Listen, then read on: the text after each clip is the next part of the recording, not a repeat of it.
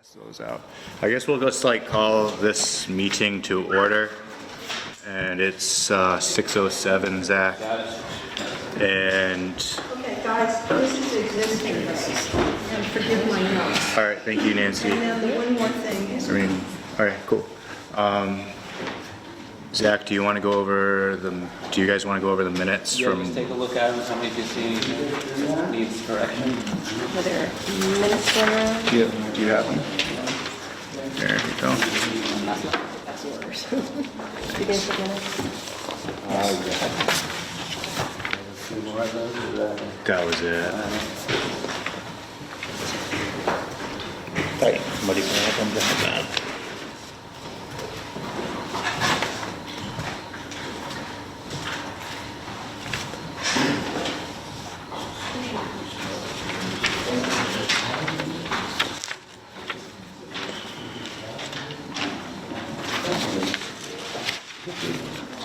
okay, guys, one more thing. May I please address this today?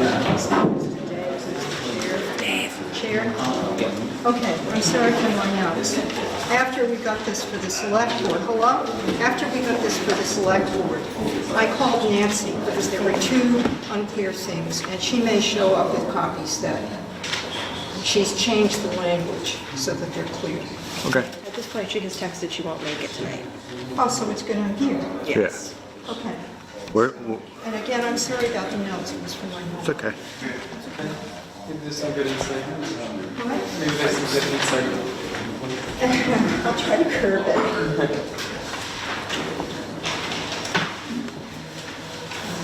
Did you pass out the extras to them? No. This is their last More than one page. What I'm passing out is what She's came only to got the one page of it. select board. What'd you say? Homework It's only one page. last I week. think there were multiple pages, weren't there? And the copy of the contract that has No. a lot of I notes, saw it in an email. which are my notes, because I thought I was going to have to do this, right, but it was my copy. I spoke with Nancy about this. There were two things that weren't clear in the text. She clarified them when we spoke, and she said she would change them. So if you have questions, I guess she's not coming tonight, or maybe the chair will let me explain it if you don't understand. So you should have 3 pieces of paper. One is, you should have 3 pieces of paper. One is, Well, yeah, one is what came out of the last Shellfish Committee meeting. In other words, they talked about it, they agreed on it, and it's selected. After that happened, Nancy did more work on it. She wasn't running away, on her own, but she thought more about it, and she drafted a second version, right, of this reg, overwintering reg. And so, at the last select board meeting, the select board got both versions, and the most significant things that I hope you guys will look at are in the contract, because they are quite different than what the committee came up with. And the reason I asked at the select board meeting to have this go through you guys, right, again, is that it's quite different. Who knows what you'll come up with. Thank you, sorry. cool. All right, you guys review the minutes?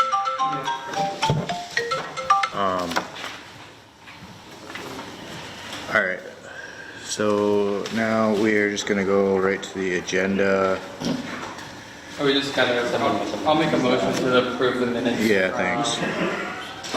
Friday, August 9th. Second. Okay. Second. Dave say all in favor? All in favor? Alright.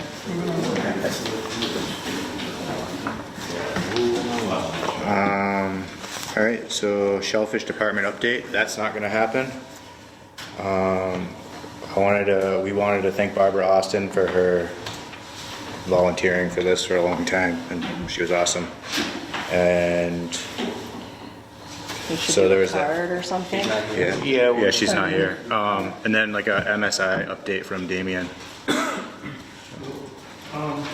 I had photocopied this. Well, I photocopied one side twice. So I'll try and get this to you guys, which is the assessment committee's kind of their identified issues, concerns, and maybe hopes of what might come out of this Massachusetts Shellfish Initiative. I want to encourage anyone, or everyone, to maybe attend tomorrow's meeting in Chatham and write in, but really to just either voice support for further development or support for more monies coming from the state or support for more money from the state to the town, to the shellfish departments. I mean, anything that you can think of that is needed community-wise or legal-wise to strengthen and support your needs in the shellfishing community. And this can be within your business, this can be within environmental concern, this can be kind of like anything that you could think of as far as what's going on down in the intertidal.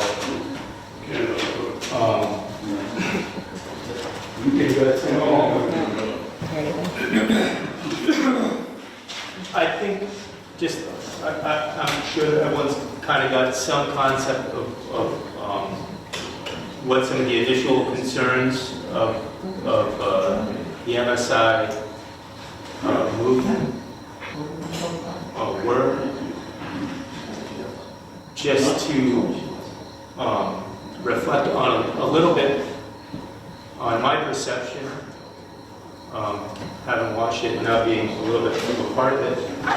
I do think that within the wealthy community there was some concern that initially there was two non-government organizations that were very much involving themselves in what appears to be business. We could address the gentleman talking in the back. Yeah, can you guys not talk while Damien's trying to talk, just because I can't, nobody can focus on what he's saying. Focus on what he's saying and these guys blabbing back there. Thanks. That these few organizations were not coming from necessarily a fishing background, that they were had other directions, and I think that kind of set off some alarms, and perhaps the other alarms that it wasn't going through the traditional channels, through the state, through the select board, through the towns. That is being addressed. They're being very organized in addressing, I think, the select boards and reaching out to the individual communities. They're trying to correct some of the oversights that, I think were pointed out. Still within the involvement of primarily these two NGOs, there are concerns about indirect support for the Commonwealth, marine fisheries, NIMS, local agencies. They often rely on best available science. These NGOs have a large budgets, and this can be a huge benefit as far as data collection. It could also allow for quite a bit of steerage. So the concept of restorative, Excuse me, what do you mean by steerage? I guess if you went to, say, you were walking along, when you go to get a grant, if you were to, I think the state law requires that a grant kind of be any kind of zoned area for a grant be like kind of dead area. It can't have a lot of aquatic life existing on it, because then it's a traditional fishing The state area. comes up as an assessment, Yeah. So depending on maybe the time of year, or the time of the tide, or the time of, depending on how you collected data, or whatever, you could kind of steer how that looked. What data? What's that? What data are you gonna collect? Like we could, as like us, we can say, like, this is unproductive bottom, this is productive bottom. Like you can be like, because you have lived here for so long, You could say. you could be like, hey, this part of Wellfleet is productive or not productive, instead of having somebody tell you what's productive and not productive. I think that, I guess the point I guess I'm making is that the data is only as useful as the insight that's around collecting it. You know, you can go collect from this corner when a foot away is you know what I mean? I've been in some of these data collection runs, several of them underwater. Yeah, and I think those of us in the fishing community, we understand that, you know, there's a lot of variables, and just because I mean, it's easy to make data look like a certain scenario. You know, I think in this day and age, well, I'm aware of that. That aside, I'm not trying to feed any kind of paranoia, but it is a viable concern, and I think that everyone should have a voice in recognizing that that fishermen need to work hand in hand with restorative efforts, and also, especially as the restorative gets tied in with, you know, promotion of water health and nitrogen mitigation, septic and runoff mitigation, all that becomes a very complicated conversation quickly. I think it's really critical that as we enter that junction, that the fishermen are attending, raising their voices, adding their insights, and that's really been the focus of the scoping committee. Is not so much to offer our own personal opinions, but to source everyone else's opinion and to encourage everyone to show up and voice theirs. If there's anything else. John, you want to ask a question? Yeah, I was going to ask you a question, or to anybody here. Did anybody go to the last meeting they had? 12? I couldn't hear you guys. Did anybody go to the last meeting they had? It got postponed to the 17th of Tonight? no. Oh, of October? The first one in Buzzards Bay. Right. was postponed. Okay, well, the question was being, does anybody, or do you have any clues to what we should expect at this meeting tomorrow? What's going to happen? I think it'll be, you'll get a summary of kind of what's been going on, and then it'll simply, they'll ask, you know, to source, they're basically just going to be looking for direction. So if I pass these out when I get them right, and you'll look through and there's a list of about 40 kind of questions, insights, / needs, wish list, or fears, or whatever the hell is on here, right? And if you go, well, I identify with that, or I don't, or I see there's something not on here that, you know, I think just being active and participating in it would be a help, you know. Why did the last meeting get canceled? I don't know. I think it was postponed for the assessment committee. I'm sorry? I think they wanted the assessment committee to like look over their draft, like, one more time. Yeah, Ellen. I have a question for all of you. Nancy Trevino and I went to the select board and councilman's monthly breakfast meeting last Friday. And at it were Chris Gallup and Andrew Gottlieb and former Senator O'Leary. And it was a meeting for all the people on, you know, the whole Outer Cape, all the towns, to hear the strategic plan, the MSI strategic plan. Have any of you besides Ginny gotten a look at it? What's your question again?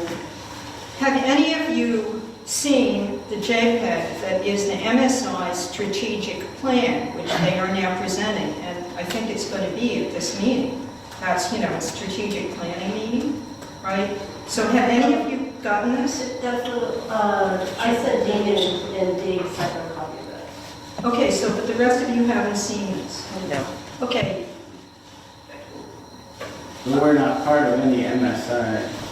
I'm not. anyway. This isn't MSI, it's the DMF strategic. Yeah, that was, yeah. Yeah, but it's without MSI. But it's the lead one. Yeah, so in, Well, that's two different things. So the DMF strategic plan, what I can see is coming out Is of it longer than? DMF's own Shellfish Advisory Committee. And Make sure that this I lines up with could think that, I mean, this is bureaucracy. So you essentially have the same thing operating on two different scopes right now. DMF reinstated the Shellfish Advisory Committee after dismantling it. Now they're working on a strategic plan as well as MSI having its own private funding from the federal government. Not private, having funding from the federal government is working out another plan, and you know, probably somewhere in the middle will become reality. I'm not. I understand that. The reason I'm asking about it is the DMF is, as you know, part of MSI, right? And what they were presenting at this meeting last Friday came from MSI. It didn't come from the committee. And I'm just, so everybody Right. knows, okay? Could I ask a question, Helen, or whoever's in charge of this meeting, I don't know. it. Sure, Andy. Sorry. Where is our Shellfish constable? She's sick right now. Okay. Last minute. There was an agenda tonight, and I showed up for this. Yeah, I'm just wondering what, I'm just trying to figure out what's going on. So the agenda was posted online and have it right here. The Damien was going to talk about the MSI for a little bit. Then we were going to talk about overwintering. Then we were going to talk about boat There regulations. was a lot of important things we were talking about tonight, and that's why I showed up. Yep. And I'm just like wondering where the constable is, what's going on? I think He just said that, she's sick. I am. Yeah, she's.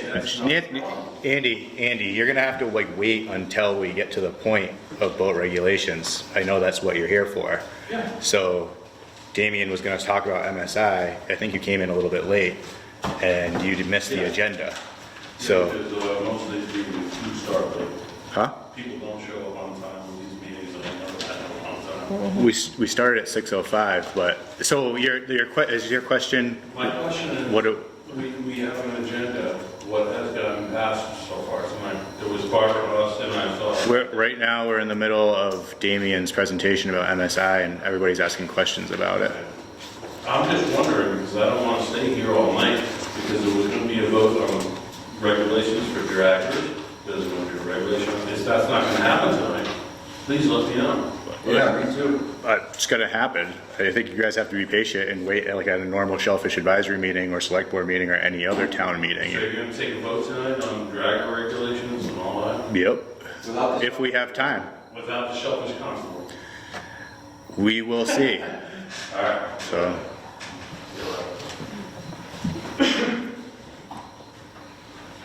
okay, so Damien. I'll just sum up. I personally just want to insert a couple of my opinions that I think, mostly just as a citizen, lovely to the advisory while I'm here. I think out of all of this, there's definitely going to be some further emerging concerns about shellfish and public health as we talk about water contamination, as we talk about more testing. I think everyone in this room is aware of, like we were saying earlier, when and how you test can steer results. So more testing could benefit or could possibly cause concerns for some people. What's wrong with the way it works now?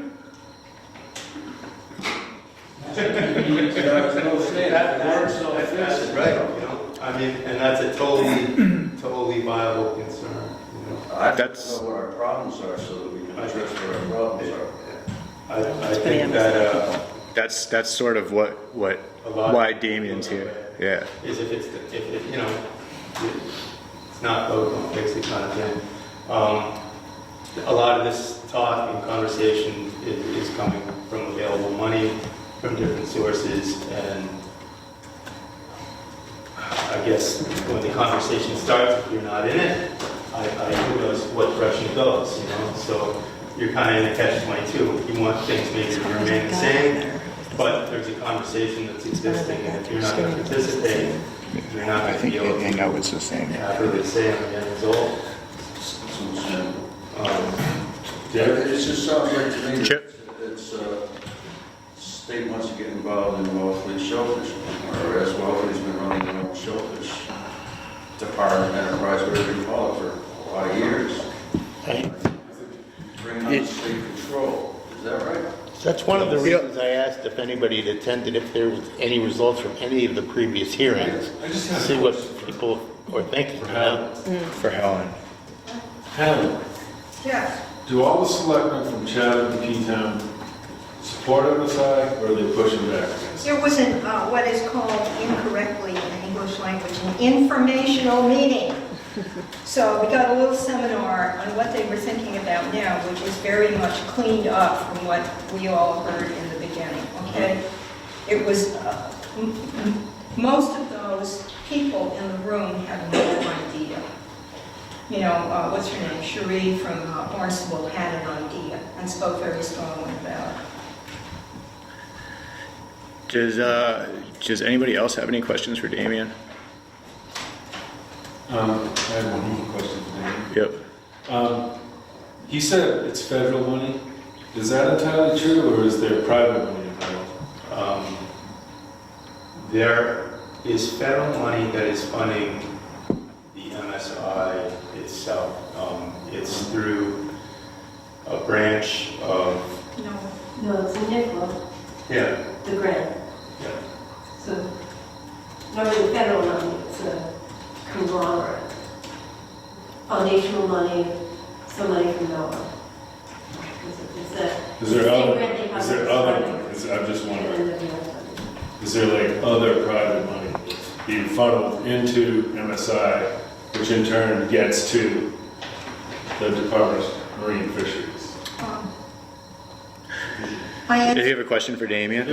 No, that question was answered at the meeting we had at the senior center. Yep. So, any other questions for Damien about I mean, his? as far as I can answer to the best of my knowledge with what Leary and we cleared up with the scoping committee was that I can't remember the exact program, but it's a federal program. Well, it's National Wildlife Federation, Yep. right? So it's not really, it's not federally funded.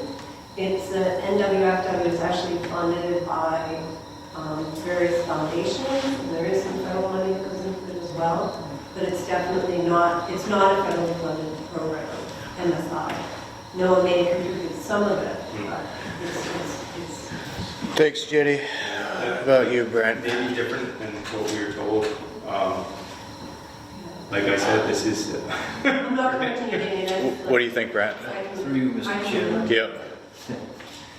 I'd like to ask why anybody thinks we actually need MSI. I mean, this is just a redo of what we've already got that works just fine. So why do we need to turn it all, roll it over on its head and it's all going to come out to wash the same? As it is right now. It's not broken. We don't need to fix it. We don't need MSI for anything, period. Not a thing.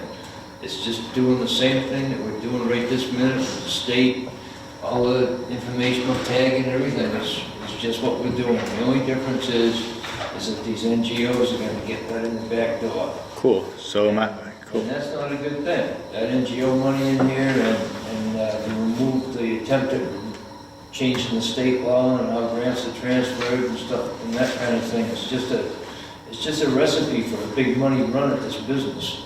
This is all it amounts to. A lot of people are going to get wiped out if it all goes through.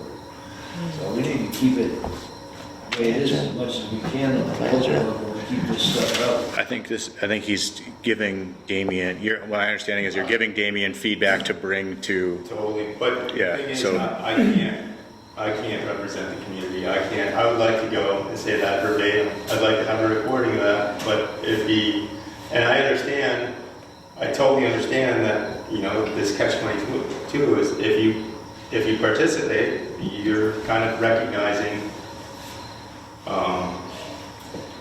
know, you're recognizing something. I think that's what they're trying to hear, that's what they want to hear tomorrow night, is people's comments on it. So, Exactly. if you feel that way, if you can make it, that's what I would suggest you do. Or send it in the state. We all deal with the state. We all deal with Kieran. We all deal with Shalassi. I mean, you know. Ginny, You guys have known them since they started. And I don't know if I'm. are you asking, do you have a question for I Damien? have a question, but I want All right. to speak to this question about the meeting tomorrow. And so, Okay, we're gonna wrap this up in like we'll do that. Are you all set, Damien? Yeah. All right, so, so basically, the meeting tomorrow, you know, I'm on the assessment committee, and I've been getting involved in emails all day from MSI and Larry and all those guys. And the meeting tomorrow is really to state your feelings on the process. Initially, there was some confusion. We thought that we were supposed to be feedback on this 200-page draft, but it's really about the MSI process that they want to hear feedback on. So a lot of the comments you're making now. So there's two ways to do it. You can either go in person and say it, or we have until actually October 21st to do a written comment. So even if you don't make it, you have an opportunity for written comment. So I'm glad to help people with that. And if I repeated from the day I already said, I apologize. The 17th is what's on the documentation now as the deadline for it, but I've actually asked them to extend it to the 21st because they're trying to do it on that last, same night as the last meeting. thanks, Ginny. That meeting's in Chatham somewhere tomorrow. Yep, it's at Chatham. Yeah, Ginny, you know when that meeting is, what time? 7 o'clock. Community. 7. All right. And then there'll be one It's posted everywhere. So I think we all got an email about it too in the Shellfish department, crier also. So yeah, there you go. So do you guys want to move on to overwintering now? Yeah. Okay, you guys good? Okay, thanks, Damien. Thank you. So we all had a chance to read what Nancy had proposed and what the Shellfish department proposed. She sent it out to all of us. I've read it.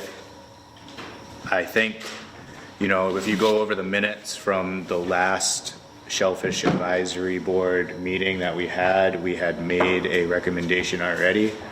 And, we had talked about revisiting this in 2020.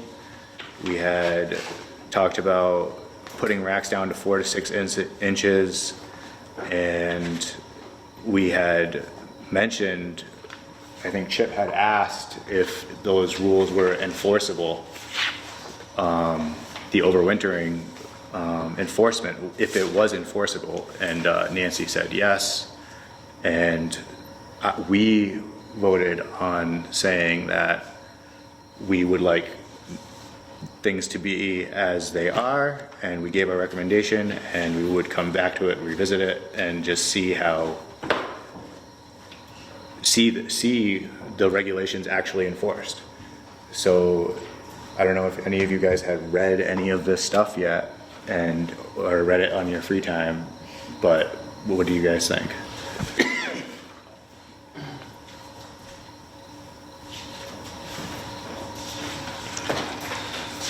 Which part do you? I'm gonna let these guys talk. Yeah, whatever part you guys want to talk about first. I just didn't see any hands up like this. I guess we can, yeah, Chip. Now, speaking for myself, it was at last meeting that I voted nay on the proposal for 4 to 6 inches, and had proposed my own version of just removing everything from the harbor in the winter. I wasn't seconded, it wasn't voted on, but it was my personal opinion that seeing how the racks are the problem, to remove the racks eliminates the problem, and you don't have to enforce it.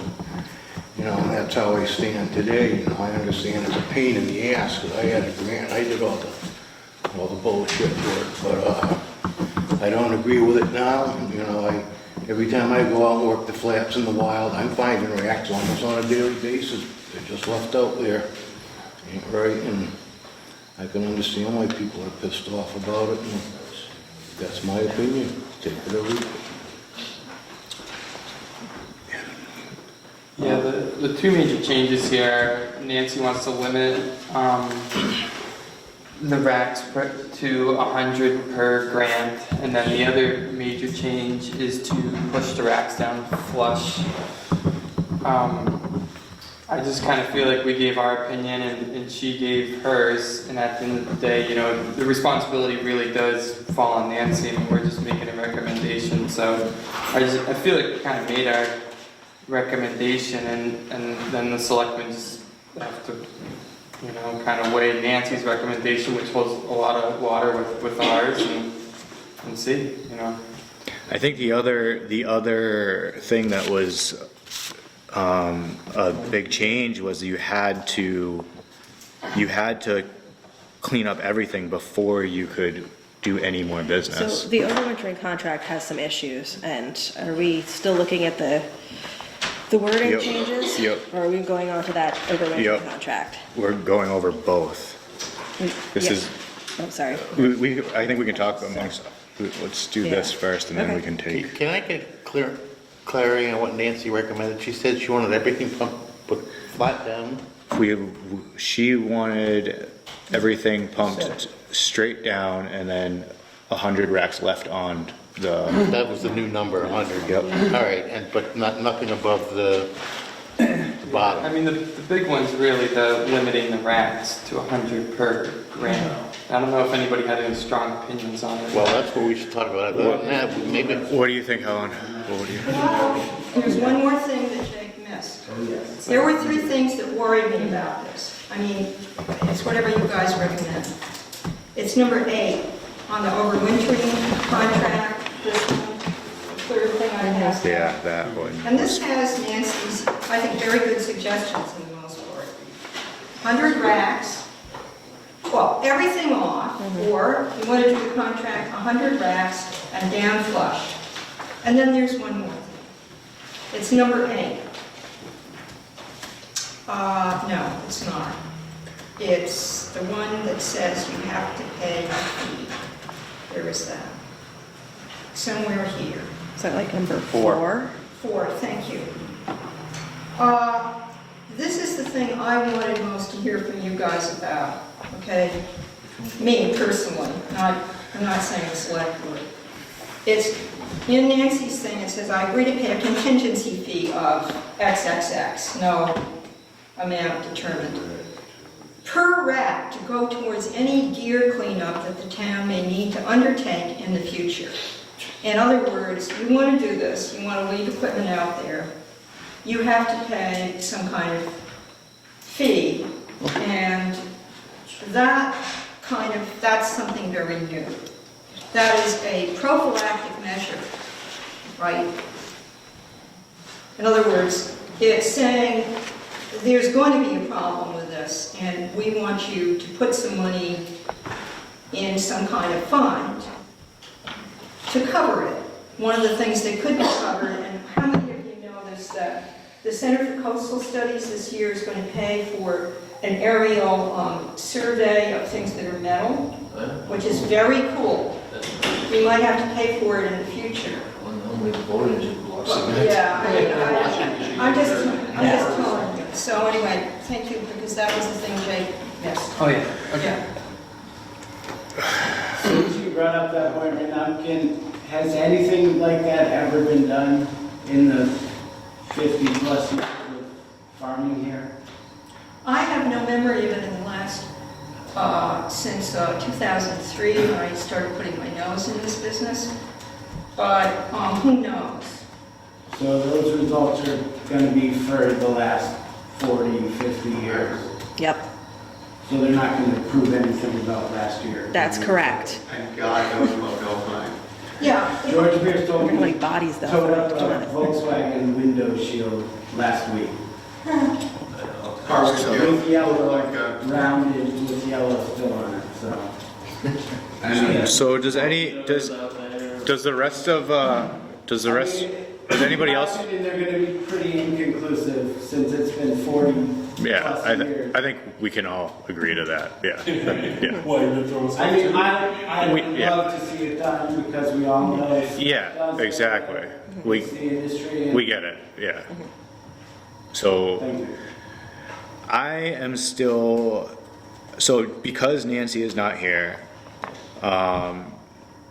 this is, you know, what we have here of her notes and this, I feel like the recommendation that this board made last meeting is still valid, and I think that the rules that were already in place need to be enforced and actually it needs to be done the way that this is laid out before we change And that's what anything. we voted on last That's what we time. voted on. I think because Nancy's not here, but also just because I think if that's the way we voted, she still has, just like she did with the relay of the Taunton clams, she has the right to do whatever she wants to do.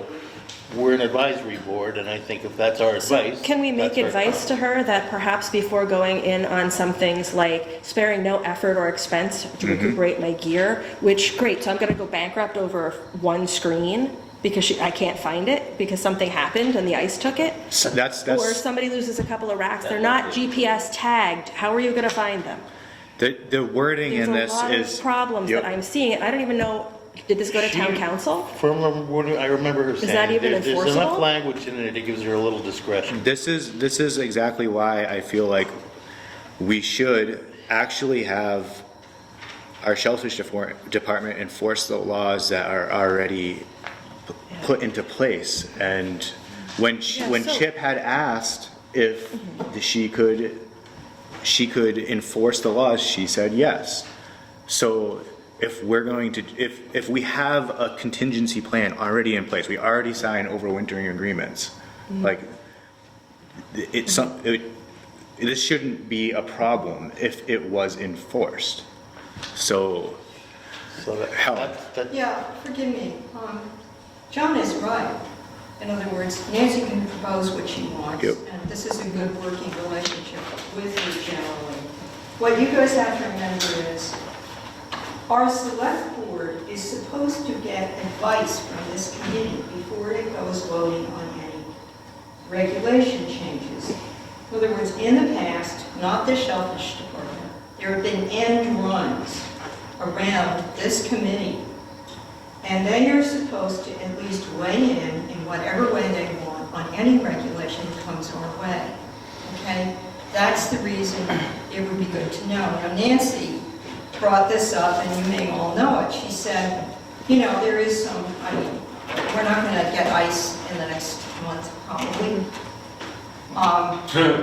Yeah, so, but you guys have your business plans or whatever plans you want to make, and that's a little time sensitive, and she wanted to have this go before the select board that only meets every 2 weeks, and the committee only meets once a month.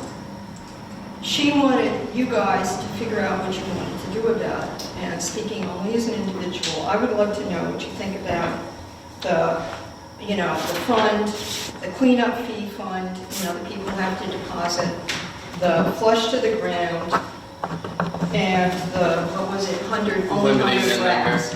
And it's only 100, if I remember what she said when I asked her my questions about clarity. Yeah, okay, these are my notes, not Nancy's notes on here, okay? And that was all I had to give you. Okay. So we already voted on all this. Yep, exactly, like And I we, think that's what. No. That's No, where we didn't, this came out after our last meeting. of what the questions that, of the fund, right, of so, what Helen yeah, just the asked fund. us. It's all that She comes- wants to this whole know, thing has come out since Helen, last as week, a and saying we citizen, wants to voted. know what we feel about Okay. having a fund, pumping the racks down. And And that's- we already did agree that we would sink the racks 6 inches to the bottom. We agreed on that. Also, Right, we agreed 4 to 6 inches. Yep, the 100 racks we also agreed to.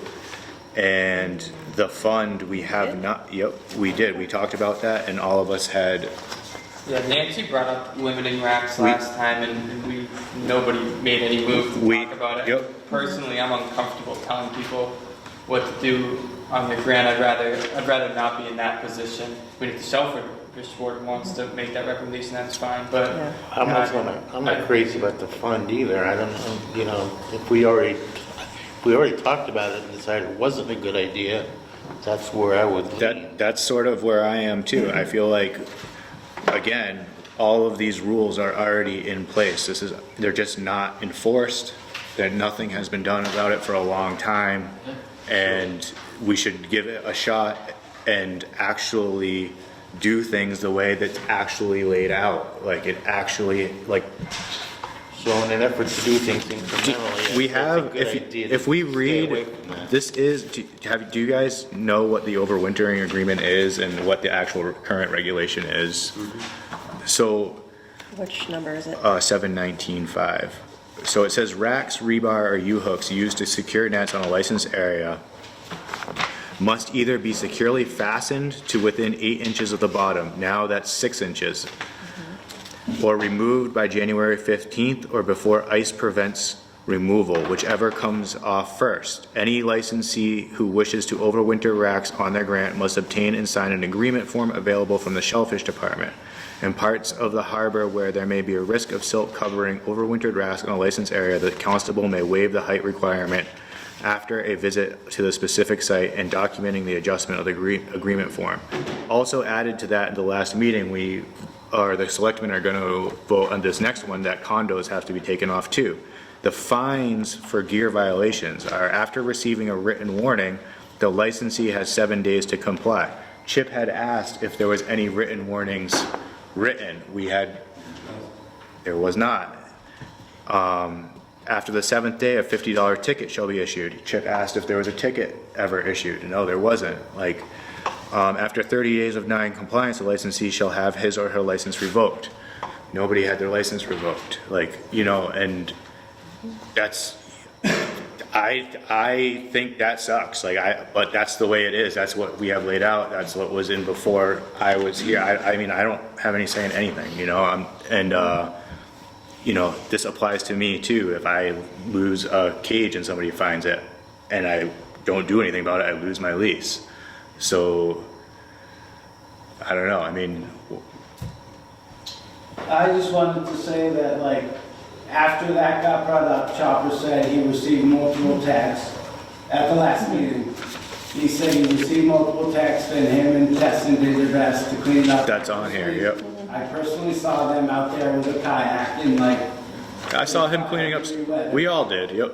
So they did make an attempt. It could have been done faster, obviously. We were navigating that inner harbor all spring long, early spring. Unfortunately, We yeah, didn't run into any problems. 100% truth, we didn't hit anything. yep. Nothing, not a bag, not a rack. We saw where the problem areas were, and our barge was moored way back in the back basin, and we pushed in there as soon as we could. I think this isn't like an attack on anybody. What's happening here isn't an attack on any grower personally, and it's a result of what happened from weather and ice, and this happens every year, and there's stuff out there, and there's no doubt to it, but we have regulations that are but the other thing about this is that people get stuff that's damaged, and somebody is, in my opinion, somebody is going to get hurt, and it's a mess. It makes us look bad. We need to have some sort of plan if we're going to have a larger oyster industry. We as Wellfleet need to not have stuff everywhere, and we can say that there isn't, and we clean it up, but every year it happens. It happens, you know, and It's never happened like this. it doesn't matter. It doesn't matter if it happened like this. It still happens. Ours have admitted that they didn't push down the rack, and Chopper even got a variance from Nancy. Again, it doesn't matter From though. Nancy that said he didn't have to push down. It doesn't matter because this has happened every year. Like, So then why don't we change our approach, and instead of We saying, removed racks this year that were from 1997, like it had. so you're proving my point though. It has happened in 1997. It's happened every year. all right, so I have a couple of questions here. Okay, so Appendix D in here is the form of agreement that we all sign in order to overwinter. So what is to prevent Nancy from just replacing it with this one, if she so chooses? That's. Is that, yes, Helen, sorry, I need to hear this. And only the select board can vote on it. Okay, so she can't just decide that Appendix D is now going to be this one. We have to vote on that. So we have time to talk about what's going on. Sorry, what I'm talking about is the overwintering contract that she submitted since our last meeting. Hold on. So Nancy and the select board Yes. have deferentially, respectfully waited for you guys to vote on these three major changes. One of them, you're absolutely right, you decided at the last meeting. Instead of it being 8 inches, it's going to be 4 to 6 inches, okay? So that's done, you did that. The second one is 100 rack limit. And the third one is, should there be this prophylactic, meaning prevent it before it happens, fee? And I'm really interested in you guys figuring out how you feel about the last two tonight, so that this can be passed or not at our next Shellfish Committee, Select Board meeting. So that's exactly why and this is why when I was understanding that we had to come back again and talk about this again, and that's why I was like, I was upset because this didn't make any sense. We already gave our recommendation. I understand it has to go to you guys, but you have heard what we said, and then this was added in. And the 100 racks and the fund, I mean, We could just discuss this right now, say we're done discussing and say no. that's, You know, or we could say yes or no, thumbs up or thumbs down, I mean. Pretty comfortable with what we voted on last time. me too. Yeah, I agree. So let me be sure I understand you, even though I can watch it on the video again, which I don't feel like doing. These two new ideas have been brought up to you guys. And I haven't heard anything from people generally, but you are going to say no to them? I can make a motion that this Shellfish Advisory Board does not want to weigh in on the fund or the 100 racks because we have already given a recommendation of the Shellfish Department enforcing the current regulations. Thank you. And I'll make that motion, right? That motion. All right, and, okay, All those in favor? all those in favor? Nope. Yeah, discussion. If people want to The discuss. current regulations are being changed to the 4 to 6. We've already, The it's 4 to 6 already, we already approved, That's yeah. what we Oh, do. that's already approved. And Yeah. condos. Brett, Brett? I'd just like to say that, you know, it seems to be like a manpower issue here too with Nancy's department. And she definitely, some of these times when there's a lot of activity going on, like she's got a zillion racks, she's got a check, right? All out deep water, you only get so many times, you only get so many hours of a check. You know, we should see about maybe getting some DPW people to help her out or something, or. It was discussed at the last meeting too. Yeah, that kind of thing. Well, not really hire another person, just use. Well, even if it was a. Well, Town employees, just. we did have a conversation about that also, and at the last meeting, and, you know, there was, it's actually in here about, you know, there was the monitoring your neighbors, which nobody was stoked on. You know, there was also talk of getting another shellfish department person, which I think a lot of, there are some people that don't think, but I think most of us can agree that that is a lot of acreage to cover, and that is the entire town. So, Some of us don't come out of the water very often. yep. So many tides, you can do it too, that's a big. The whole group of us had spoken about this at the last meeting. Jason. Back to the new regulations, I don't understand how, and it goes back to what you're saying, if the previous regulations weren't enforced, how can the new ones be proposed? What was that? I didn't. If the old ones aren't being enforced, are we proposing new ones?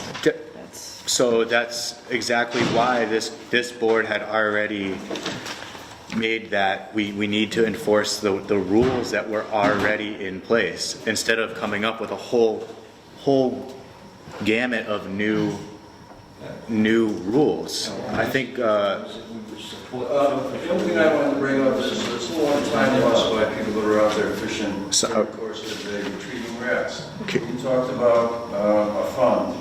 I think that if you put a bounty on these lost rats, where if somebody spends the time to retrieve them and bring them in, they should get compensated for it.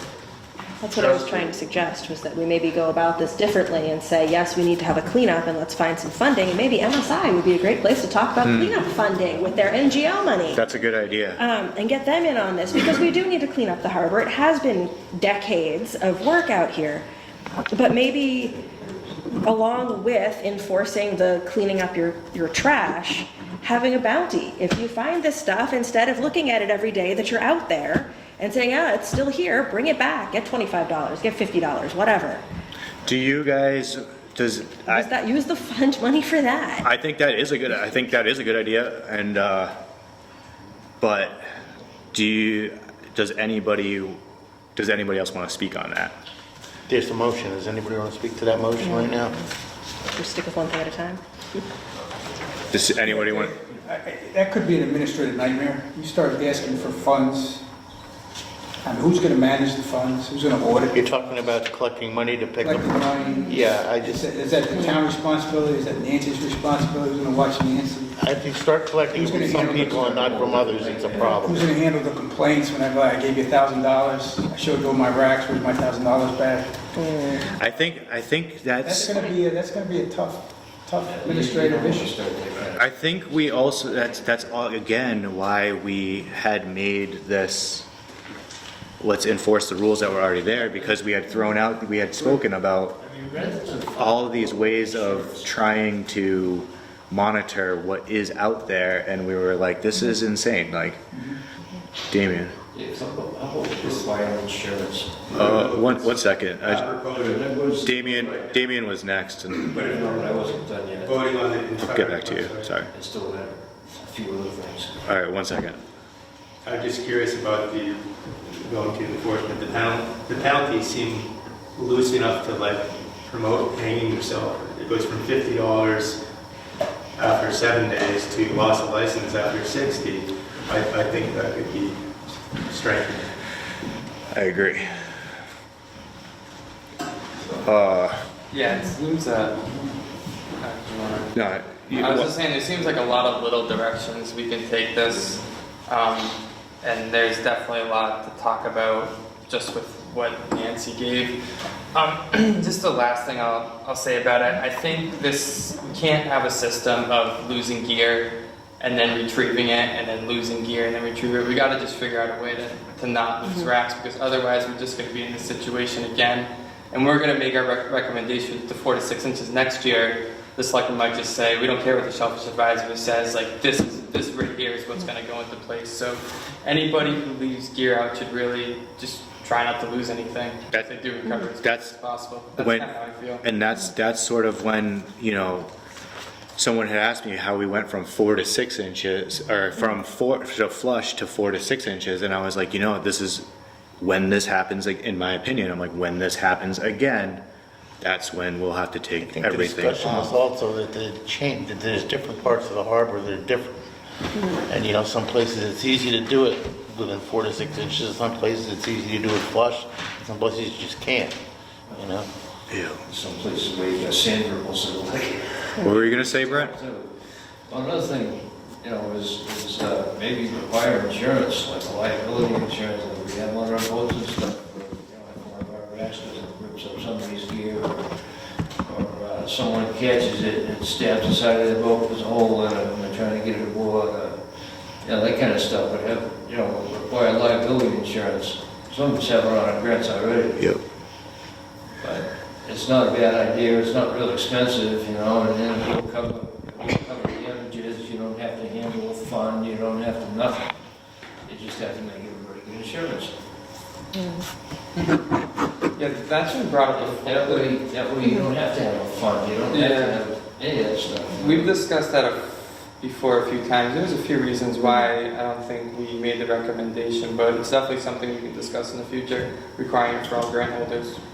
I mean, it's a good solution, I mean, it's a guaranteed, you know, we lose stuff, you make a claim with your insurance company, and Sure. Do any of you guys remember why, costs and stuff like that. do you guys remember what that conversation was about, Helen? There's a lot more She was here insurance then. companies offering. Hey, Dan, can Helen talk, and then I'll get to you afterwards? Yeah, so, yeah, there are more insurance, you're right, than there I've used to gotten be. like 3 But- letters from different insurance Hold on a companies. minute, but the conversation which came up, Jake was right. It has come up, but in my 9 years, it came up like 3 times. Once in a spectacularly long conversation. And it was taken apart, and there were people in the room in the audience. And it was a little bit like, here's where we arrived at. Don't require it, it's not like boats. You know, people's finances are different, and there are some things you can get insurance for and others you can't, as you know. But that everybody should know they could get it. And there should be some outreach and some help, which may have never happened. So that people could know how to go about getting it if they wanted to. And what we landed on in the most extensive conversation about, which I don't remember if Jake was there for that yet, was, you know what? People's money from year to year is so different, and it depends on so many things, and it should be their decision and their loss. But I don't see how the town would benefit just because somebody was insured. I'm sitting here, remember, I'm one part of 5 people in our town, right? So I'm thinking like, how do we protect the town's liabilities and finances, which is like everybody, you know. So you're saying that when that conversation happened, that this Shellfish Advisory Board didn't want people to require it, that it was already an option that anybody could just get, and that the cost to like certain individuals was just some people didn't want to do It was that. too much big government. The last Yeah. thing, repeating what I said, was people should be helped to know what was available. Okay? Okay. Just It was like across the board. not telling them how to run their Right. businesses. Okay. All right. Well, you could make liability insurance part of the global lifting agreement, that if you want to run the risk, that you just have that as part of your protocol. Regarding 100 racks, I have 400 racks in South Walkley. I bought them without feet on them. It takes one time to get a whole bed down, 2 people jumping up and down. They're flush. The Northwest is burying them. I got to go hunting for them because they're an inch under the sand. And in 10 years, 1 or 2 has come up and got distorted. Period. 10-year period. Bought them specifically for that. And if I'm going to have to remove them because it exceeds 100, I got problems. You're right. Every place in the harbor is a little bit different. Some places are massively silted in. Some places, there's no way anyone leaves any gear anytime because 100% of the time they're going to lose it. So they remove it. Most people remove all their gear. The people that leave the stuff out there, I left stuff on my North Walkley bed last year. We jumped up and down on that and got them within a few inches of the bottom. And I maintain my wholesale obligations January, February, and March, never missed a week. Went out there, dug them out of the ice, the bags, process of shipping to New York. So I think an accompanying letter, besides your response or what the selectmen are waiting for, is a letter stating the reasons why you say what you do, so there's no, miscommunication, to support your vote to the selectmen, so they can be steered in the direction that you want them to go. To maintain your customer base on a weekly basis is one good reason to leave something out there. I think if something is flush, it shouldn't be, if there's a number you come up with, if something is absolutely flush, it shouldn't even be part of the number. If you're going to keep it out 6 inches, okay, maybe that's something that you can apply a number to. I think 100 is pretty small. But to maintain customers, my wholesalers in New York said, please just don't come up with a 0, because I'll lose my customers. That the restaurants they sell to.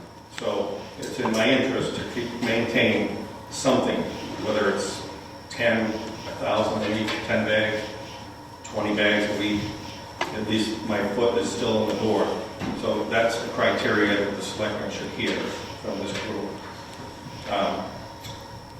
Potentially someone having liability insurance if they have, X amount of racks, or if they want to keep it up, 12 inches or, whatever. They should, to lose the bid because to have that enforced, that's a big hit. Again, I think that's exactly why we had made, for all of the reasons that you had just expressed, I think that's why we had decided to revisit this in 2020, but also have these rules actually enforced because of exactly what you're saying. Like, we do need a winter market. That's important for Wellfleet just in general, but Somebody from the select board's hearing this tonight anyway. we do, there's actually 2, but we do need to handle the situation of stuff everywhere, and again, this is just my opinion. I'm neither like right or wrong. If I could wrap up my soliloquy here. I think the Shellfish Department should invest in a grappling hook to get stuff. Give it up. And give up the fact that another personnel to the Shellfish Department as a finance committee member. I don't think that's going to fly. Hire a drone for $100. Document everything January 15th. Take it $200 and what it costs to hire a drone to do the whole harbor on a big time. But to have another personnel, I love the department. I was there once. You got to, the buck's got to stop somewhere and use technology to the best effectiveness. I think you had mentioned this at the last meeting also, and It's it's not. So, Justin. We had talked about at the last meeting being willing to take pictures of our racks. I mean, we won't give an exact height. I mean, there is an app for that, but This is exactly why we had talked willing to do it, and I told Nancy straight up. We had talked about this. We asked for you guys to drag up racks, but I told her I'll give you ropes with buoys on them, and when you pull them up, we'll come get them. Exactly. Gladly come. You've had this conversation before, and we've all had this conversation before. Gladly. I know it's a pain in the ass. I used to work with Dave. That's what I mean. Like, we've already had this conversation. Work with you anyway. Brent. I've been using racks for a long, long time in this harbor, probably 25 years or so anyway. Pretty much, Bobby and I pretty much started the trend here, I think. And it's all your fault. I've always sung mine down. You are actually in the minutes here saying exactly that sentence. You are, like, we've had this conversation before. It literally says Brent Valley reported excellent results from putting racks 4 to 6 inches from bottom since the 1990s. We don't really need to, like, have this conversation. There's a motion, Dave. I'm gonna just take 2 more. Yeah, my only thought is, not so much on the regulation or whatever, but I like what he said about writing the letters, because I went to the last select board meeting, and they had recommendations from the harbor master and all sorts of stuff, and their recommendation was no gear, no racks, no nothing, or whatever. Nothing. They had a lady talking about taking every piece of rebar off. So you're saying is the Shellfish Advisory Board should write a letter to have what the motion is pretty much is that the current regulations be enforced. Yeah, and just kind of the reasoning behind it, because I think We are some supporting it's 4 to some 6 inches. educational there. You know, if they may not be thinking, oh, you got to keep your customer base over the winter or something like that. They're just thinking, I see it wash up on the beach and stuff. So instead of just saying we like these regulations, you should say why these regulations make sense, because the impression I got at the select board meeting was the overwhelming consensus was just take all the gear off. Yeah, I agree. Basically said, there's a lot of people we need that stuff out there. I agree. Year-round fishermen, it's not a Yep. Mike. I was just curious whether the Shellfish Advisory Board has considered implementing some sort of fine per rack recovered.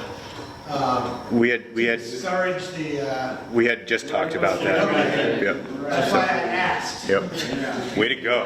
Okay. Anyway, so all right, why don't we take care of the There's a motion. There's a motion of saying that our Also, I'll read it to you. Thanks. I have it. Dave Seitler made a motion that SAB does not want to weigh in on the imposition of a per rack fee or the 100 rack limit, because SAB has already made its recommendation to change the height restriction to 4 to 6 inches and remove condos.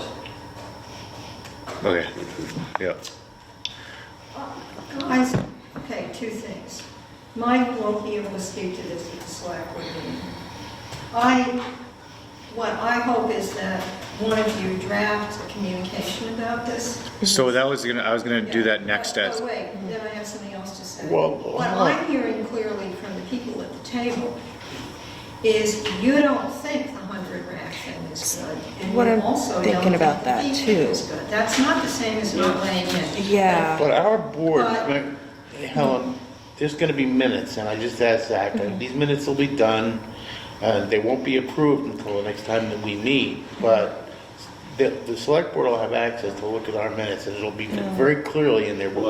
Yeah, I think the that- minutes don't include every single. Right, I think the wording needs to be changed to we don't support, not that we're not weighing in on it. We don't support the 100 rack limit or the other one, instead of just being, because otherwise we sound really neutral. All right, yeah, so I get what you're saying. So we don't support the 100 rack or the fund. So we're making a move to revise the motion, is that Okay, I'm making a motion to revise the current motion. And say it. And Zach here, I'm gonna need. Second it, vote on it. Okay, so let's hear the new motion. On the first one? No, I'm making a motion to revise the first motion. We're gonna replace that motion with a new one. Okay. Better wording. Somebody needs to read it. Hit me. What are we replacing it with? We're, Shellfish yeah, you can do it, you can do Well, it. I was gonna say the Shellfish Advisory Board recommends the 4 to 6 inch height limit and against the 100 rack limit and against any monetary, I can't think of a way to say it. Whatever she said. Number 4 in the constable's contract. And against number 4 in the constable contract, I don't know what that is. That's what that is. Any fines for rack fines? per rack fee. And I agree to pay a contingency of X amount of dollars per rack to go towards any gear cleanup that the town may need to undertake in the future. Okay, you just say any per rack fee, as in number 4. Or any fee for cleanup. As number 4 in the constable's contract. And you have to read it back.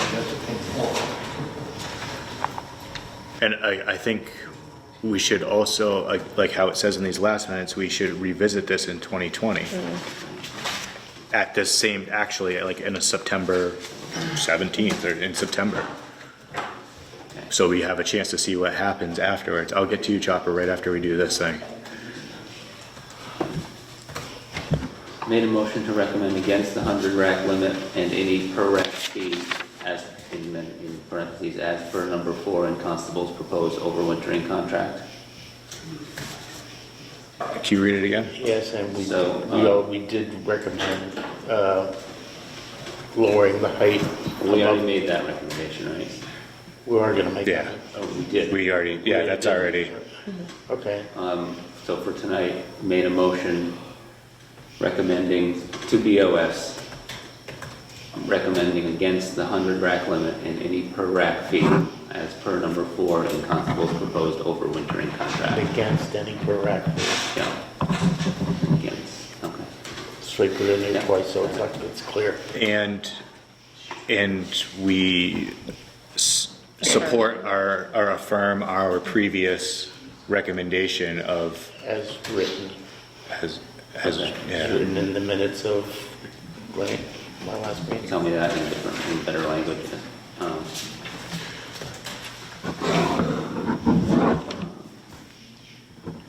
Support our own previous reiterate our previous recommendation regarding rack height and condo removal. And condo removal, right? Does that sound right? Should we read it back? Dave Seitler made a motion that to BOS recommending against the 100 rack limit and against any per rack fee as per number 4 in constable's proposed overwintering contract. Shellfish Advisory Board reiterates its previous recommendation regarding rack height and condo removal. Second that motion. Enforcement. What was that? And encourages enforcement. Section 11 is on. All right, so I second. You seconded that. Yeah. All in favor? Chip in 1, 2, 3, 6 to 1. 6 to 1. Well, your Chip's opposed.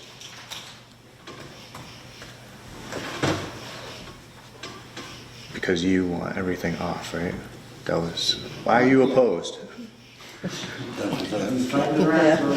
has a right to be opposed. No, I know, he wasn't opposed last time. So, all right. So the second motion that I want to make is, I think that letter idea is a good idea, explaining why we, to the select board, but who wants to write a letter? John? John. I'll work on it with you. I have one that's started if you want to. Yeah, okay, that's fine. So this is a letter about everything we just discussed previously. Explaining the reasoning. The reasoning why we're doing it now, and that next year we want to revisit it with the Shellfish Constable, how things are working. The importance of our winter market, you know. Some areas you can't sink them, some areas you have to. The fact that the regulations have not been enforced, and we need to give it a shot. I think Bob said it well. If there's we have a email address if anybody remembers exactly what we want to say to the select board, sab@wellfleetmass.gov. And I think the other thing too is before that letter is sent out, we should vote on it at the next meeting. Exactly. Okay. So that we can wait that long. No, this is going to be on our. Oh yeah, I forgot. And respectfully, and thank you, John, for once again stepping up to the plate with Zach. But it should be in the, send it to Courtney Butler before noon on Friday, preferably on Thursday. So can you guys email the SAB board and then we can, Yeah, have you started a letter? No, you can't. We can't discuss it. well, oh yeah, I Just forgot. copy the way, just. Yeah, well, and technically, Zach and I shouldn't be talking about it either on Yeah. campus here, you Just know? copy everybody with what you send in, so they all know, Okay, and don't change anything, so. John's really good at this. all right, I'm gonna make, Look at it. I'm gonna wait till Zach's done writing and then I'll make a second motion for the, I'm ready. all right, so I'm gonna make a motion that a letter be written explaining our reasoning to the select board behind our previous motion. Got it. Anybody second it? I'll second. Thanks. All in favor? Okay. Okay. So, can we send comments to John, Zach? I was gonna And say, we copy everybody in this book? it would be For helpful, the letter? maybe just for 3 minutes right now, we just Yeah, talk Helen. about what you're gonna write, what we're gonna write. Okay, yeah, that would be much easier, and then we could just get that out of the way, I think, and everybody would hear it. so, Mia Baumgarten may have this up in the next couple of days through you to Yeah. Mia. How soon? I can do it tonight. Okay, so she has all the different topics you can click on, and I've written down notes of all the sort of things that people hit, like Bob back there to my right. But you can they're just points that get brought up to put in the letter. The main thing is a winter Our rules. market and so forth. Winter market rules need to be enforced as they are.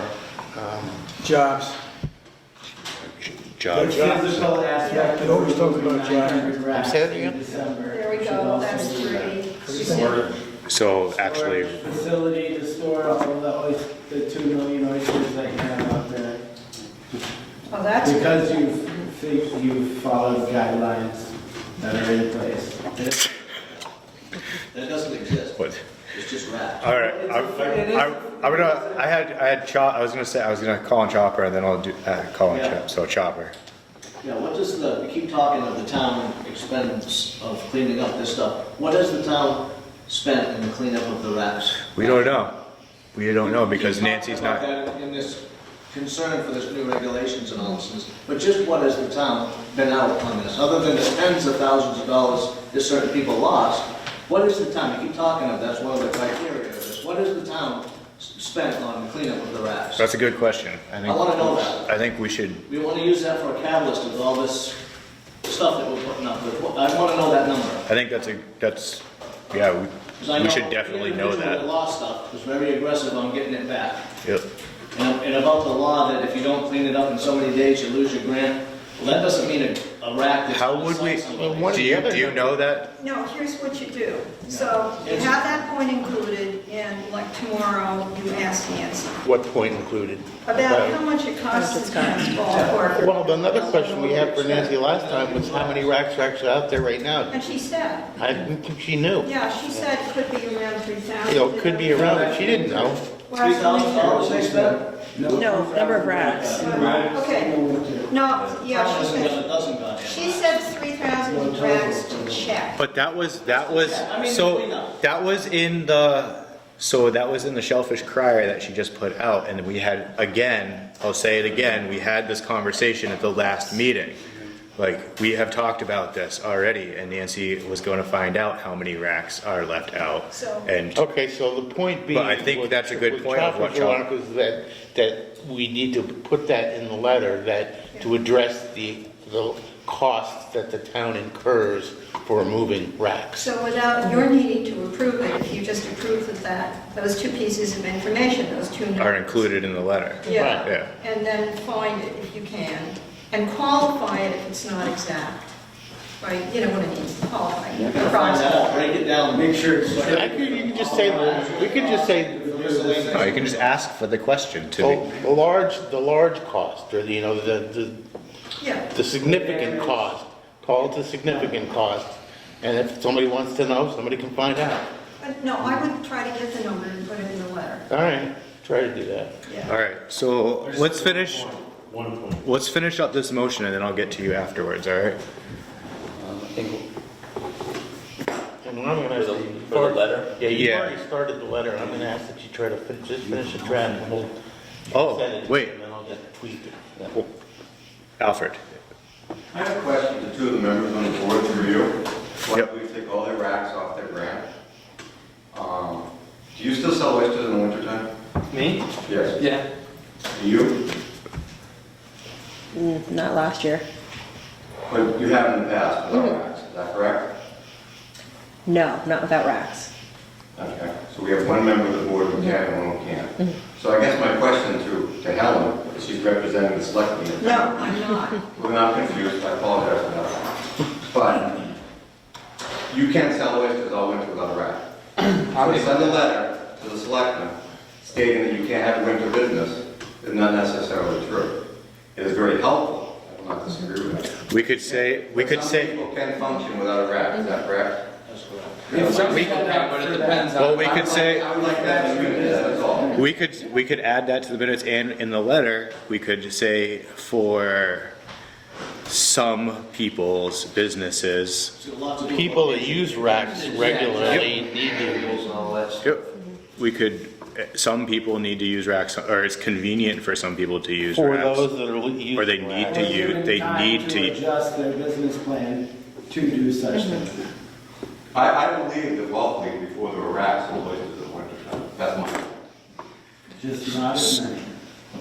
I'm gonna take chips too, just so that we can get everybody. I just thought where he had said about sending a copy of the letter to the harbor master and the waterways committee and all the other people that would need to know about that we want to have a winter business. Because remember you said they don't seem to I know.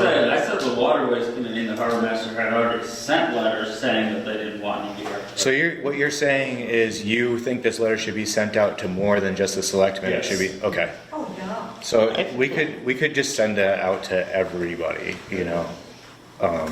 So, which we will, let's do that. Okay. So can you read back that motion to me, because. So, if you want to add the specific groups that we're going to send it to the motion, or?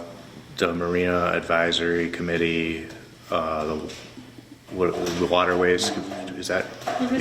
I was gonna say, that's the Marina, The Shellfish Department? the Shellfish Department, the Shellfish Advisory, Harbor Master, everybody that has to do with water. This is all got. It should be sent to everybody, the whole town should know about it. I think it was the Marine Advisory Board? Yes. It should just be a public document that anybody can know about. Something like the Shellfish Advisory Board at its On its webpage. meeting, Yeah. today's meeting, voted as follows. And then we can put this letter, right? So we're talking. Okay, so the original motion, I just added the Marina Advisory Board and the Wellfleet Shellfish Department and the Harbor Master's office. And the, town administrator and court Board of butler and Selectmen. King of Pop. That needs to be in the motion. How about all branches of town government? All department heads. All department.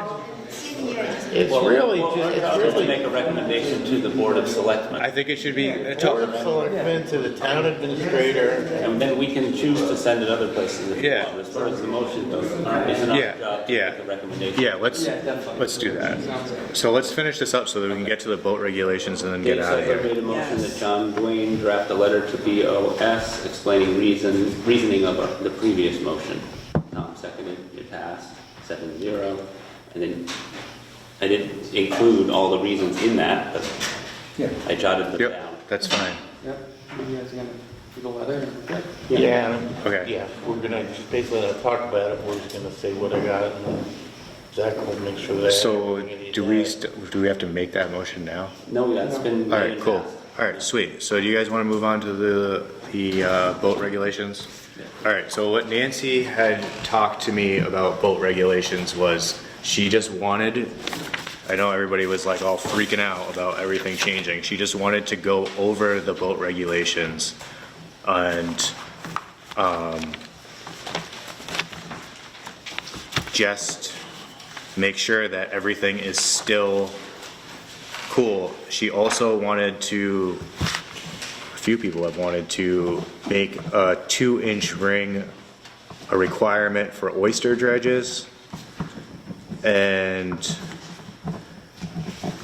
18-inch knife blade to be put back on the books, because it was on the books, then got removed when they added hydraulic, when they were going to hydraulic, when we were allowed to hydraulic harvest, it was always an 18-inch knife blade, and then they took out hydraulic harvesting and they took out 18-inch knife blade with that. It's just the wordage in that regulation.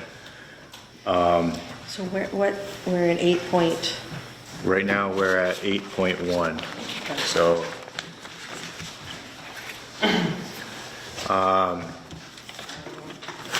so this is gonna, do you guys, this is gonna be like, oh, we're gonna have to go through every part of commercial dragging, and I can like go over it.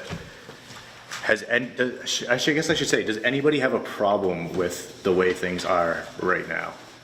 Nancy does, honestly. But she's not here, but she's not here, so. Close the book. So the thing that I would like to put back on, because of that it was already on, is the 18-inch knife blade, and make it so that we have a definition for the kind of gear you use for oystering. So like, right now, it's just all that there is for the size of the drag or dredge. No drag or dredge with or without teeth having a width greater than 50 inches shall be used in Wellfleet Harbor. Any drag or dredge used for the purpose of taking oysters shall have exposed teeth at least 1 1.5 inches in length as measured from the bottom of the bar, and separated by no more than 4 inches along the entire exposed portion of the bar, which must be in contact with the bottom.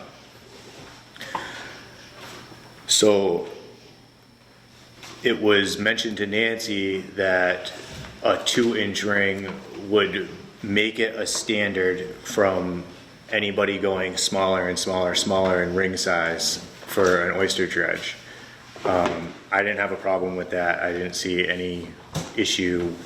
We all use 2-inch rings, whatever. What are we talking about? Just to make it official, so that they can put it in here just like last time. Yeah, that's what I mean. This wasn't like a big to do. So again, I guess Comes back to enforcement. Is it gonna get enforced? so. From my understanding is that Nancy went down on all of our boats and like took measurements if they were allowed to. I don't know, whatever. I don't think anybody. Yeah, so we're all in compliance. It's really not I really don't think that there's Necessity for it. I don't think there's a problem with really much of anything here, besides of the 18-inch knife blade and just adding this in for wordage. I think we should just leave it alone, and then we can deal with it next, stop Did saying we this- can deal with it next but meeting. did this go back to that thing last winter about the blood arcs, and there was a discussion about what size rings people were using, and we couldn't have a meeting because the people who were actually fishing it weren't able to Weren't here, come? that's what Okay, exactly. so That's, if it relates yes. back to that, then do we need to hear from some people who are That was actively the, using yes. Why don't we put that on the agenda, blood arcs? I mean, put it on, yes, so And that was we- why Andy was here, was, so that the next meeting, somebody knows that what we're talking It wouldn't, but this wouldn't affect, this is not going to affect, Andy could have come back, he had his Yeah, chance. Andy could have come back, yeah. You know, this doesn't, he cohogs, this is not going to affect. as someone who doesn't fish Yeah. for blood arcs, I don't know what they need, so how can I be a receptive member of the shellfish Right. community? I mean, I think 2 inches is fine, but I've never fished it. You You never said anything about Bay Scout. Bay Scout starts October 1st. okay, And Do you have a problem with the way things are with base scalloping, or? the problem I have is we have base scallop dredges, and we used to have regulations pertaining to base scallop dredges. Since the past probably 10 years, fishermen are allowed to use an oyster dredge base scallop. I think Nancy made it pretty clear to you and me that there was going to be enforcement on that, because there is no, you're not. You can't use a scallop drag to catch oysters, but you can use a bar drag to catch scallops. Correct. I've gone through this 30 Wait, say it again, You shouldn't have to. You can use a. You can use an oyster drag to catch scallops, but you can't use a scallop drag to catch oysters. That's why the law was made. I was here when it was made. There's nothing going backwards. Every year this comes up. My boat traditionally has used an oyster drag to catch bay scallops in the winter time. I've gone through this with 3 different constables. And And why do you have a base scallop dredge? You can have a bar with teeth on it to catch Why scallops. bother having a base scallop dredge? What's that? Why bother and have a base scallop dredge or regulations pertaining to them? To each his own. To each his own. Oh. There's a pond out there that has to be protected, and that's why We you use a protect base it. scallop dredge. We've all protected it. There is no, I know there's not. Don't even look for it. It ain't there. He's right. there isn't anything. So you're, The other way around, it was to protect the oysters, because the scallop drag fished efficiently in the mud, and it wiped all the oysters out when people were going there with a scallop drag. And they went from that, then they went to the percentage thing. Bottom line is you can't use a base scallop drag to catch oysters. Not the other way around. okay. Period. So I don't think, I think like that the warden is not here, the shelf, you know, and, It's all there. All your laws are right in front of you. well, there's not much of them. There's not much for dragging at all, so. Through you to Chopper, is this state? What? Is this state? If it isn't in the town, what is the state saying? The town don't give a good goddamn what to use. The state don't. The town does. Are you sure? Yeah. Yeah, he's, Where is it? Yes, you can use Where is 5 foot it? rake in the state, you only use a 50 inch in the town. Through you, where is it? Where is what? Where is this regulation in the regulations? Don't ask me, I don't have it in my head. there, the regulation, I've been held against this regulation about 5 or 6 times now, maybe even more. 3 or 4 different shellfish constables have approached me with this. Traditionally, we always use the oyster drag to go base scalloping as well. And every time I see what's happening, I get what's you have happening. a scallop drag, a 10 scallop drag, sometimes This in is- certain bottoms, the other drag works a little better. All right, In regards to like using the different dredges for No, it's different, not in here. different dredges for different purposes, don't you think that'd be covered by 8.4, where the bycatch limit is 20%, so that leaves it up to the operator to target so that's exactly, one species, and he's only allowed so much of a bycatch? I mean, that's why Nancy made it very clear to me just recently that I could not use, that if I am oystering and I use my dredge to catch bay scallops, I can only get 20%. So say I got 10 bushels of oysters on, I can only get 1 bushel of bay scallops. Not true. Well, that's what it says right here. It says no vessel shall land more than 20%. Talking about dredge description to a species. It does not say anything, a base scallop drag cannot have a tooth bar. Therefore, you're just telling me that that's made just for oysters. So, You're wrong. so I'm not wrong about anything. I'm not saying Only it. if you're telling me you can only have. I'm not telling you anything. So the only thing about this, so that's, now I'm getting what the 2-inch ring oyster, it's defining what an oyster dredge is. If you want to do that, that's a whole other can of worms. It's not what you're talking about. I get what this is. You get what Nancy's trying to do. No, it's not Nancy trying to do anything. It's, this is a conversation that's been brought up to me and Nancy. Helen. Yeah, is this it in 8.4? You can't, no vessel shall have more than 20% of the permitted daily catch of any species of shellfish as by catch, other than such species which the gear used is to... That's what I mean. This is a gear designation. Hold on a minute. That is not specific enough language for the select board to vote on if there was an enforcement issue. Because if I'm not familiar with this and totally clear, the others probably aren't either. They can go wrong. Mine could be clear, you can't Oh, so He doesn't drag. you don't drag, but you're a competitor. That's between you and the ethics commissioner. It's whatever, it doesn't matter. He's fabulous. Here's my question.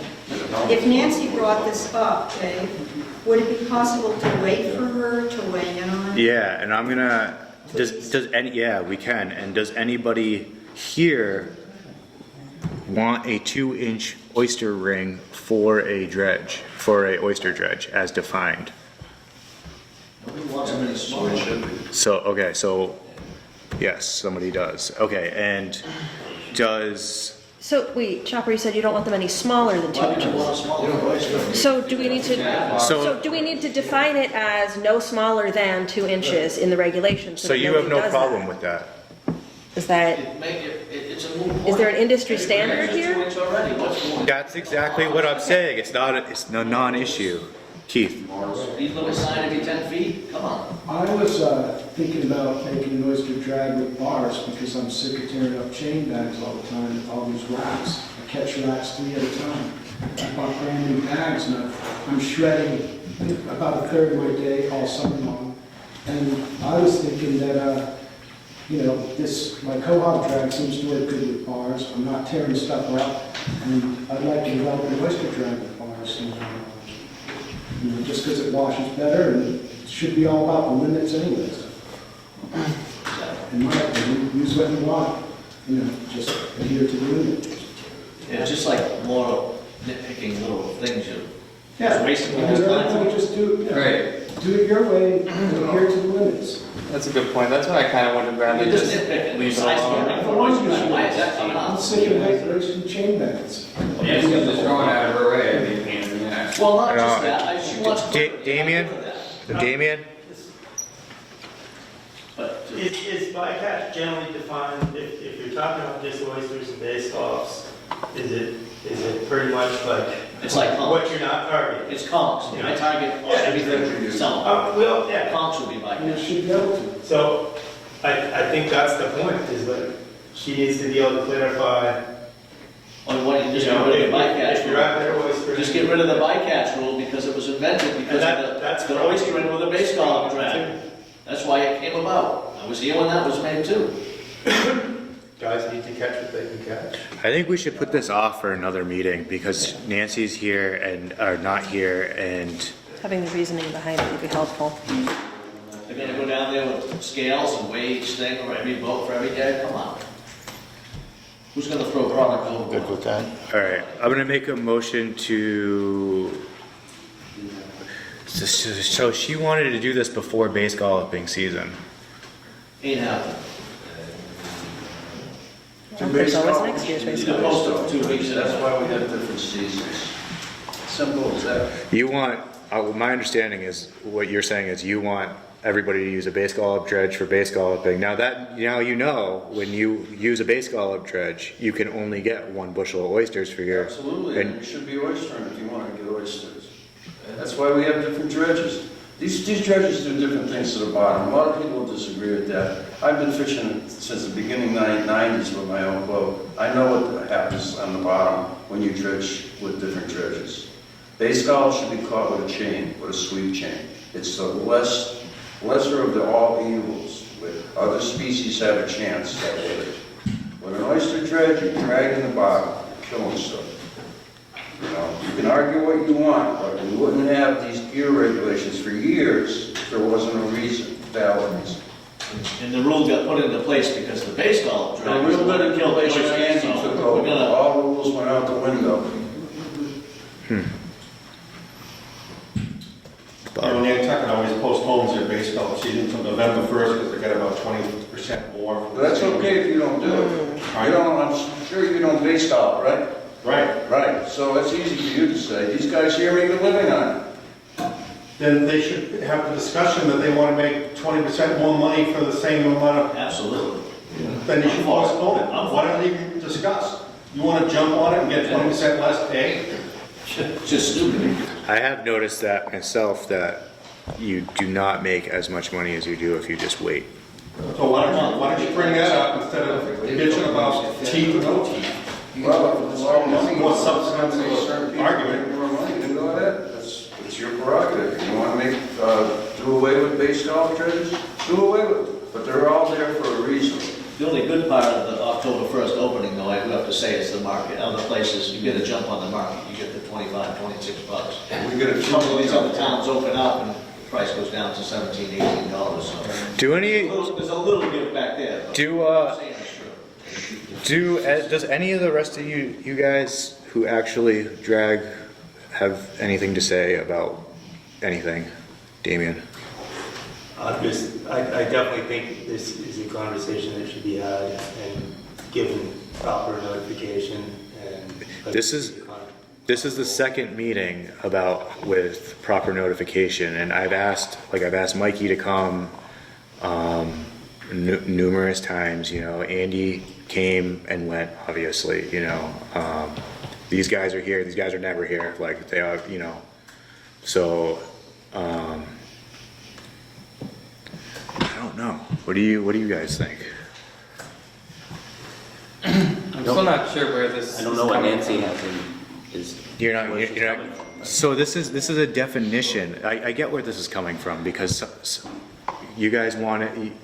I'm not going to say you guys wanted the enforce. No, you didn't want people to use. Traditionally, oyster drag don't have a dive board either, so. What's that?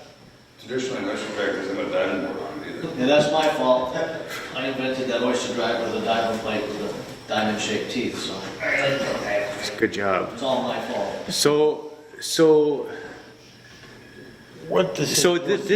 is because somebody wants the tooth bar to not be used for base scalloping, and the way to define a oyster dredge is to say 2-inch rings must be used for a oyster dredge. There's no definition for. Yeah, there is. You just read it about the cutting bar and the teeth every so long and every so far. But the base scallop dredge uses a 2-inch You can use ring it or too. not, it's optional. So, but my point is, that's the reason, that John asked me what the reasoning was. No, I'm asking her, what decision are you looking to make tonight regarding this? What did Nancy want us to do tonight? I think Nancy needs to be tighten here. this up. I think so too. Use a base golf dredge during base golf. I get what you're saying, so we could write in the minutes, I forget what your name is. David, that's okay. You know So, David Zimba? Dave Zimba. And you know the jam? I call him Old Man Zimba. I've never called him another name in my entire life. So, Come on, Dave. so Dave Zimba Senior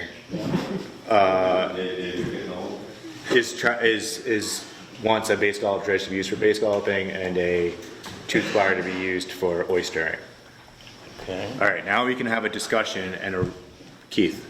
Well, an oyster dredge is a floodplain dredge as well, and that's a big part of what we're doing. And that's exactly. Why don't you just open, keep going? But the thing about it is, a blood clam is not town regulated. It's not Yes, state it is. Well, it's not state regulated. That's right. They don't care So what they catch it with. we can't enforce That's why. a blood clam rules. To my understanding, this is what Nancy told me. She can't enforce this stuff because it's not a state regulated fishery. Excuse me. No, we can be more stringent put it than on the the books. state. Well, yeah, In other words, we started having business, I was on the subcommittee when we did this. We started having people harvesting them, and we talked to Mike Hickey, I talked to Mike Hickey, and the Shellfish Committee drafted our own regulations, which the DNF approved, right? Because they didn't have anything yet. And by the way, there's an obligation for this committee, it was agreed upon when we decided on a limit, that it would be revisited every year to see how the harvest was going and what people were bringing in, and I don't believe you guys have done that this year. The limit is still the same as we recommended, which is the I same. know, but the point is, you're supposed to revisit it and look at what people are actually harvesting and get feedback. Because and as far as I know, there are more people harvesting them now. I didn't. Harvesting what? Blood clams. Yes. I didn't know that. Anybody that's out there fishing catches them. But you know what? That's all I know, okay? So it's enforceable, Dave. Absolutely. What's enforceable? our regulations in our regs. Oh, yeah, but, yeah, we have a 10 bushel limit to, yeah. Oh, that was the other thing, we can't have this conversation without Nancy here, because this is, Yeah, I agree. all right, let's post. All right, I'll Question, Yep. where's Nancy? She's sick, Oh. yeah. I'll second that emotion, that we're All gonna right. postpone this. All right, we're gonna postpone again, and, To the next meeting. You gotta postpone it sometime, Dave. Is there anything else on our? all right. So we got 10 minutes left. Let's post, I'm gonna make a motion. Are you okay with that, Chip? Everybody here okay with postponing this? All right, so I'm gonna make a motion to postpone this till the next meeting. And when Nancy's in attendance, I make a motion to postpone this to the next meeting. All in favor? Or so somebody's got a second. I'm seconding. All right, Yeah. all right. All in favor? And, Excuse me, did you put this to a different date? yep. Okay. And It's gonna be for our next meeting. that's, the next thing we have to do is pick a meeting time and place.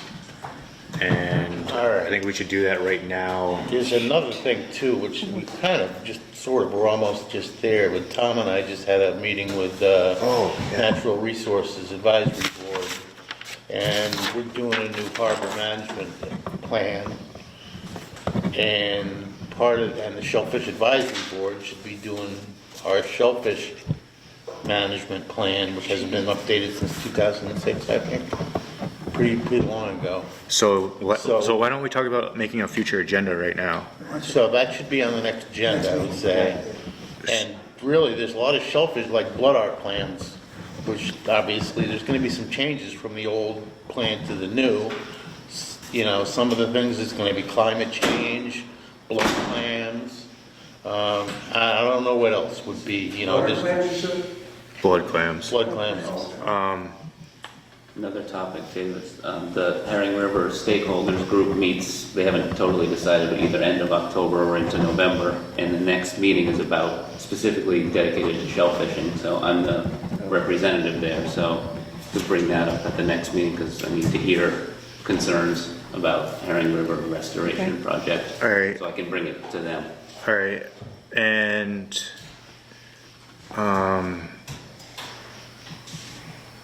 you had something, Chip? Shellfish Management Plan, Herring River Stakeholders Group. And then, so really, the other thing you just need to do is look at the calendar and figure out what the tides are, and let's pick a meeting date. I think, Freddie Tesson has been wanting to talk about plastics in the harbor for since last year's. And that was a future agenda, so I think that would be plastics in the harbor. And then boat regulations, so maybe what would be the shortest thing to deal with first? Boat regs? Boat regs? Yeah. Because she could have a plan Yeah. okay. I mean, what are we gonna talk about with plastics in the harbor? I mean, that could be a long circular argument. Just 10 minutes of plastics in the harbor. So we could do boat regs, short discussion, short 10-minute discussion on plastics in harbor. And I think the shellfish management plan, I don't really know anything about that. I think, Well, there's one that we have right now already. Yeah. And, you know, we can discuss it. We can discuss it. I mean, Okay. What you should do is everybody should take a look at it that's on the board here that hasn't seen the old one. all right, And there's some new things, obviously, your climate change, which is never, there's a bunch of things. okay. Blood clams, And then the Herring River Stakeholders Group could be after that.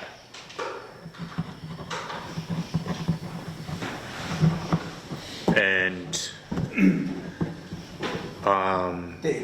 Part of the Shellfish Management Plan, the NRAB, Natural Resource Advisory Board. Yeah. They talk a lot about climate change. Yeah. And how that affects us. All right, so, And what are we as a group concerned about as it relates to natural resources? How can they help us with water quality, water level, water pH. temperature, pH, nitrogen testing? all right, so why don't we write shellfish management plan and climate change? And, I know Nancy wanted to discuss getting another person for the department, which I think we have all made comments on that tonight, so,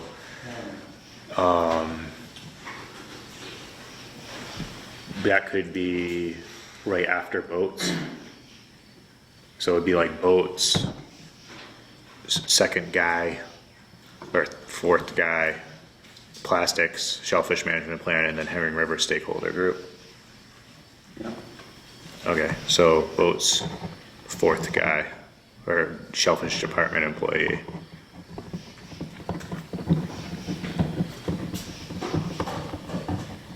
Anybody else want to add anything to a future agenda? Good. And then, How about Barbara? We can talk about Barbara next time. what's that? Barbara? We're gonna talk Yes. about Barbara again next. Oh, yeah, okay. And Barb. And then, we should pick a date for next meeting. When is the Oyster Fest this year? Does anybody know the date of it? 19, 20? I thought it was later or something. The 19th? 18th and 19th? Yeah. So a bunch of, It's Columbus Day weekend. 19th, yeah, it's Columbus Day. and then That is Columbus Day weekend. there's some sort of like MSI meeting on the 17th of October that people didn't want a shellfish advisory board on. All right, well, somebody know the tides, I mean, it's a good, So why don't we do it the second week of October and find a date in the second week of October? Is that okay with everybody? Yeah. Wednesday, the 9th at 7 o'clock.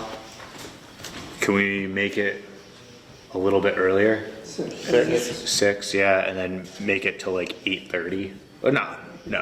No.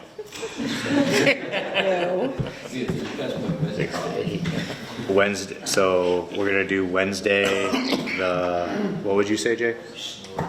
It's the 9th, it's a 3:30 time, so it's a little, 6 o'clock, it's a little close for. So 6 to 8? Okay. And that will be, where will it be? that will be in the basement of the town hall, if I can get that. 6 to 8. Email me, like a start of the letter or I'm not staying. Hey, can we, 1 second, before this meeting? Get this room if we get the dragon thing, because all the fit and demonstrated with the town hall. All right. You gotta sit in here right now. Yeah. The dragon thing, you gotta get enough room. Isn't it just like us it's gonna be like, what, 10, 15 people there? 100 anyway. Yeah. All right, we'll get the We library. just ran out of time tonight? Huh?